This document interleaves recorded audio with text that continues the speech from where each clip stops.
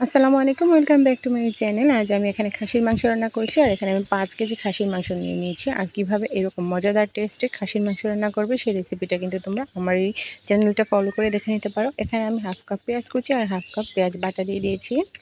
তোমরা কিন্তু চাইলে শুধুমাত্র পেঁয়াজ কুচি দিয়ে রান্নাটা করতে পারো, বাট কিন্তু যদি বাটা পেঁয়াজটা দাও তাহলে কিন্তু স্মেল ভালো হবে আর একটু ঝোলটা একটু গাঢ় গাঢ় হবে। আর এখানে দিয়ে দিলাম 1 কাপের মতো রসুন,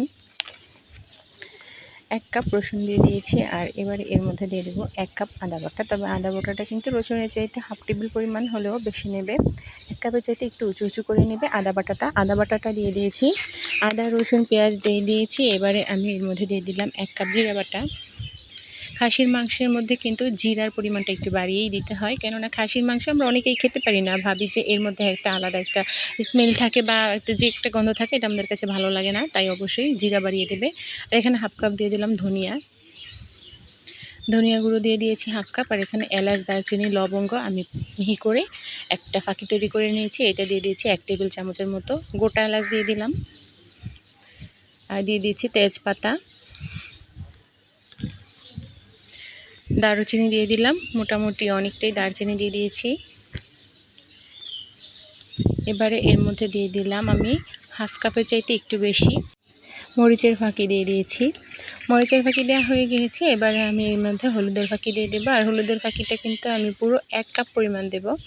হাফ কাপের চাইতে একটু বেশি মরিচের ফাঁকি আর 1 কাপ পরিমাণ হলুদের ফাঁকি, কেননা মাংসটা কালারফুল করার জন্য হলুদের ফাঁকিটা প্রয়োজন। আর যেহেতু আমি এটা কুরবানির মাংসই রান্না করছি, আমাদের বাড়িতে কুরবানির মাংসের মধ্যে এত ঝাল খায় না, তাই আমি ঝালের পরিমাণটা কমিয়ে দিয়েছি। যারা ঝাল বেশি খেতে চান তাহলে কিন্তু ঝাল বাড়িয়ে দিতে পারেন। পরিমাণ মতো বা স্বাদ মতো লবণ দিয়ে এখানে আমি 2 কাপ পরিমাণ সয়াবিন তেল দিয়ে দিচ্ছি। খাসির মাংসের মধ্যে প্রচুর পরিমাণে চর্বি থাকে, তাই এখানে কিন্তু তেলের পরিমাণটা কম দিলেই চলে, এত বেশি তেল দেওয়ার প্রয়োজন হয় না। আমি 2 কাপ তেল দিয়ে দিয়েছি। 5 কেজি মাংসের জন্য 2 কাপ তেল কিন্তু যথেষ্ট। এবারে এই মশলাগুলো প্রথমে হাতে একটু মেখে নিচ্ছি।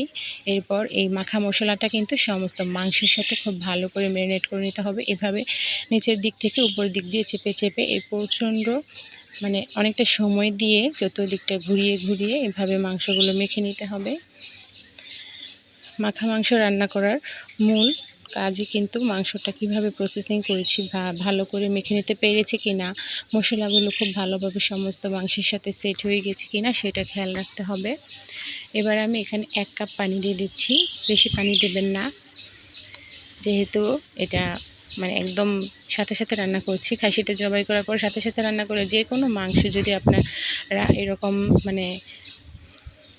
তরতাজা মাংস রান্না করেন তাহলে কিন্তু এতে পানি দেওয়ার খুব বেশি প্রয়োজন হয় না। মাংস থেকে যা পানি ছেড়ে আসবে তা দিয়ে কিন্তু মাংস সেদ্ধ হয়ে যাবে। দেখুন আমি ঢাকনা দিয়ে ঢেকে দিয়েছিলাম 20 মিনিটের জন্য, আর মাংস থেকে কিন্তু অনেকটা পানি ছেড়ে দিয়েছে। এবারে কিন্তু আমি মাংসটা একটু উল্টে পাল্টে দেবো, উল্টে পাল্টে রান্না করব। এইভাবে উল্টে পাল্টে দিচ্ছি মাংসগুলো, উল্টে পাল্টে দিয়ে আমি আবারও ঢাকনা দিয়ে ঢেকে রান্না করব। খাসির মাংস রান্না করতে কিন্তু গরুর মাংসের চাইতে সময় কম লাগে। গরুর মাংস রান্না করতে অনেকটা সময় লাগে, কিন্তু খাসির মাংস রান্না করতে এত সময় লাগে না। চুলার আঁচ বাড়িয়ে দিয়ে একদম দমকা জালে রান্না করবেন, তা নাহলে কিন্তু মাংসের পানিতে থেকে মাংসের নরম হয়ে যাবে, মাংস হাড় ছেড়ে একদম গলে গলে যাবে, তখন কিন্তু এই মাংসটা খেতে আর ভালো লাগবে না। যেহেতু এখানে আপনারা অনেকটা পরিমাণ মাংস রান্না করবেন, এটা তো আর একেবারে খাওয়া সম্ভব না, 2-3 দিন লাগবে এটা খেতে। তো এটা জাল করে যদি খেতে চান তাহলে কিন্তু চুলার আঁচ বাড়িয়ে দিয়ে পানিটা শুকিয়ে নিয়ে মাংসটা রান্না করতে হবে, তাহলে কিন্তু পারফেক্ট টেস্ট পাবেন।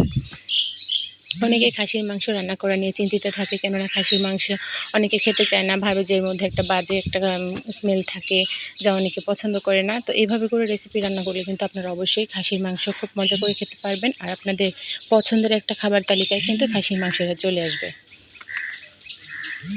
আমার খাসির মাংসটা কিন্তু চতুর্দিক দিয়ে ফুটে উঠেছে। এবার দেখুন কালার কিন্তু অনেকটা চেঞ্জ হয়ে গেছে, আমার রান্নাটা কিন্তু অনেকটাই হয়ে এসেছে। মাংস প্রায় 50% মতোই সেদ্ধ হয়ে গিয়েছে। আর এই পর্যায়ে আমি এতে দিয়ে দিয়েছি ভাজা জিরা। আমি মাংসটা কিন্তু খুব বেশি সফট করে রান্না করব না, কেননা এটা আমি আবার একটু পরেই জাল করব, যেহেতু এখন খুবই গরম, তাই প্রথমবারই যদি আপনারা মাংসটা পুরোপুরি ঠান্ডা করে ফেলেন তাহলে কিন্তু দ্বিতীয়বার আবার জাল করতে গেলে মাংস হাড় ছেড়ে দেবে, তাই অবশ্যই একটু শক্ত রাখবেন। যাতে করে আপনারা তৃতীয়বার খুব ভালো করে মাংসটা জাল করে নিতে পারেন। তো এইভাবে করে মাংস রান্না করবেন। ভালো লাগলে লাইক কমেন্ট শেয়ার করে দেবেন, কমেন্টে জানাবেন কেমন লাগলো। আজকের মতো আমি এখানে বিদায় নিচ্ছি। ভালো থাকবেন, সুস্থ থাকবেন। আল্লাহ হাফেজ।